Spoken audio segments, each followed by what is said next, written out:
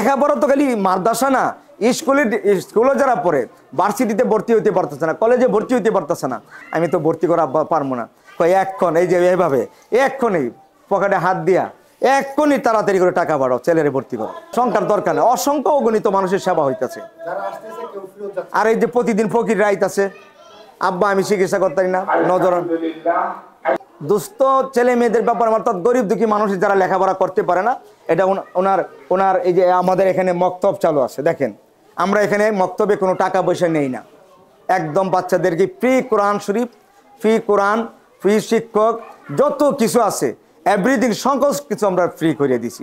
বাচ্চাদের লেখাপড়া একেবারে এই আমপাড়া থেকে ধরে একদম পবিত্র কোরআন থেকে, এরপরে পবিত্র কোরআন শরীফ থেকে এই অর্থ এলাকার অনেক মানুষ জানে আলী হোসেন স্কুলে অনেক মেয়েদেরকে সে ভর্তি করাই দিছে। 1 থেকে প্লে থেকে এক করে মেট্রিক পর্যন্ত লেখাপড়া করায়া ওনার নিজে বিয়ে শাদী দিয়ে দিছে। এরকম বহু প্রমাণ, বহু যদি কনজারদেরকে আইনে হাজির করেন দেখবেন সব আইনে হাজির করছে আমরা ক্যামেরার সামনে।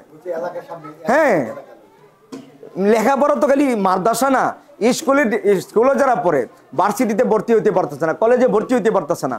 যেমন আমি ইমাম সাহেব, আমি তো আর মৃত্যুক না, আমি ইমাম সাহেব এলাকার মানুষ জানে আমি গরিব মানুষ, কয় হাজার টাকা বেতন পাই।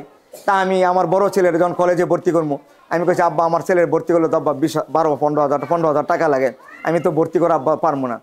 এক্ষণ এই যে এইভাবে এক্ষণই পকেটে হাত দিয়া এক্ষণই তাড়াতাড়ি করে টাকা বাড়াও, ছেলেরে ভর্তি করো। আমার বেলায় বলতেছি, যেমন গত বছর আমার ছেলে আপনার মেট্রিক পরীক্ষা ফর্ম করা লাগে, টাকা লাগে। আমি বলছি আব্বা আমার ছেলের তো লেখা ফর্ম করতে তো কত লাগে, যা চাইছি 5,000 লাগছে, 3,000 যাই চাইছি, সাথে সাথে বলছি এক্ষুনি 1 মিনিট দেরি করো না, এখনই পাঠাইয়া দাও। যেমন আমার ছেলে অসুস্থ, চিকিৎসা করবো, অপারেশন লাগবে, উনি বলছে বাবা কোনো টেনশন করো না। এই যে আমার ছেলে গতকালকে গেছে, আমার একটা ছেলে অপারেশন, উনি বলছে বাবা কোনো টেনশন করার দরকার নাই, তোমার ছেলে যেটা খরচ করেন এটা আমি বোঝাম। উনি নিজে বিভিন্ন মেডিকেলে যোগাযোগ করতেছে।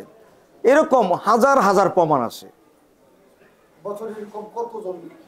অসংখ্য অগণিত মানুষের, সংখ্যার দরকার নেই, অসংখ্য অগণিত মানুষের সেবা হইতেছে।